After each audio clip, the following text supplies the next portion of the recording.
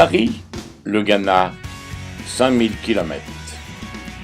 Et nous voici à Elmina, grand port de pêche.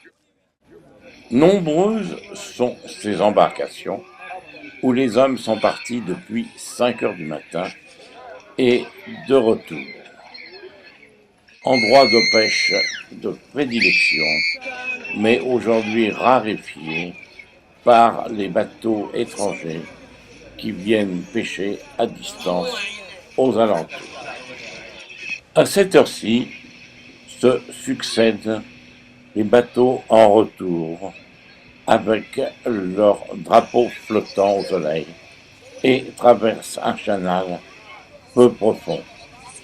Cet enfant semble leur indiquer le passage.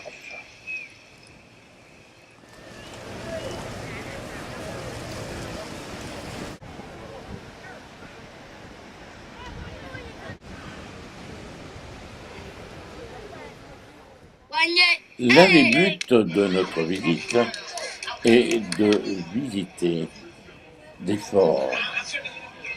Mais à quoi servaient-ils ces forts?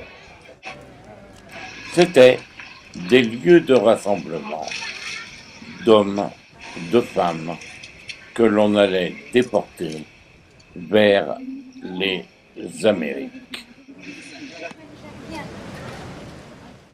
La majorité de ces hommes, de ces femmes, peut-être des enfants, étaient basés dans la cour ou dans des caves, partie inférieure évidemment.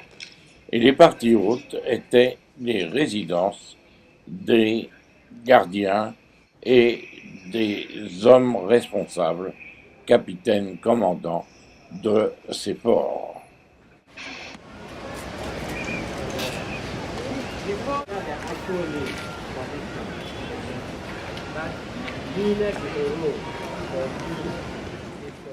Évidemment, la mer était proche pour faciliter les embarquements.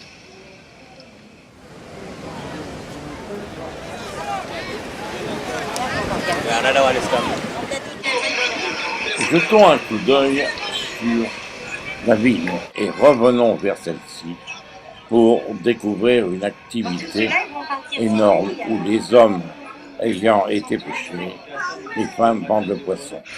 Au-dessus domine l'ancien port construit par les Portugais. Et maintenant, nous sommes à l'intérieur de la ville.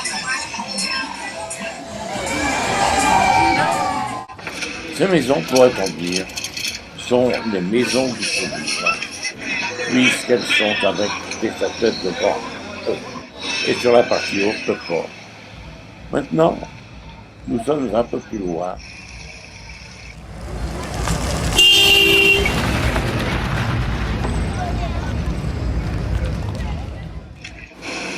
Surplombant toujours la mer, nous sommes au fort Orange de 1640.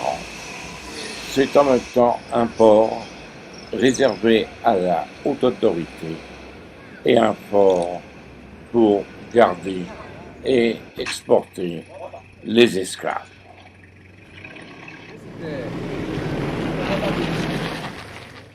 Les parties hautes sont toujours réservées, comme il se doit, à l'administration. This is fish. Fish and harbor. Voilà.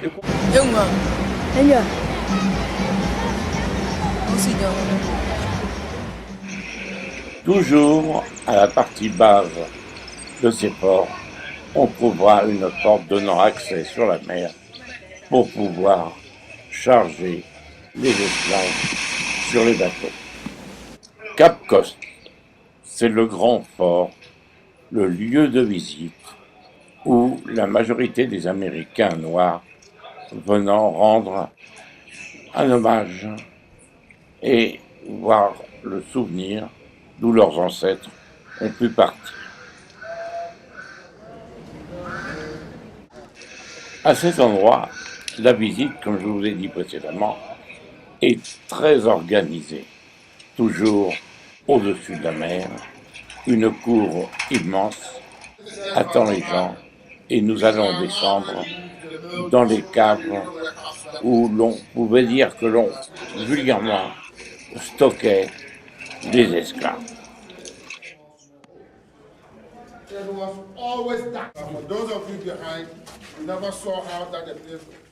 On a l'impression de pénétrer dans les ténèbres. Mais au fond, un peu d'éclairage moderne permet de voir un petit hôtel afin que les gens puissent se recueillir et offrir des souvenirs. Son modeste soupirail permettait aux gens quand même de pouvoir un peu respirer. Nous voici dans le couloir du grand départ qui donne accès sur la mer. Là, inutile de chercher le retour car les gens sont embarqués et partent directement, comme tous les Égyptiens, vers les Amériques. Le cachot des femmes. À l'intérieur de la grande cour se trouvent aussi des cellules pour les insoumis.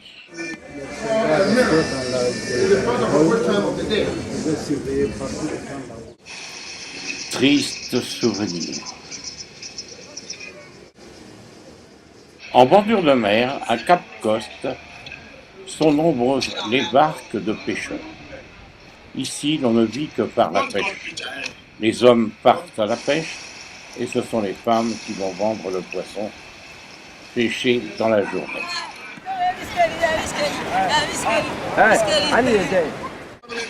Pas de grue en cet endroit. Tout se fait à la force des hommes, comme l'on dit, à la force du poignet. L'on tire ou bien l'on pousse.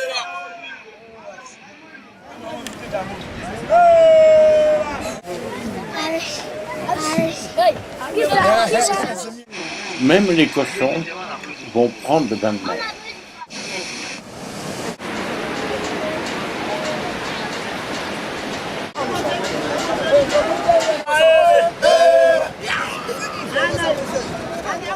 En compagnie d'Annie, Anna, notre chauffeur, on croirait un vrai poiret.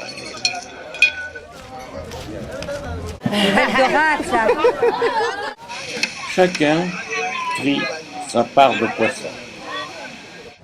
Quand un peu plus loin, on tire les filets.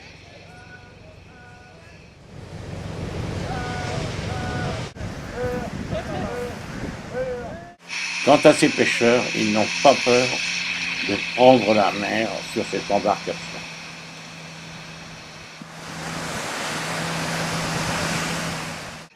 Et tout cela sous la surveillance des palmiers.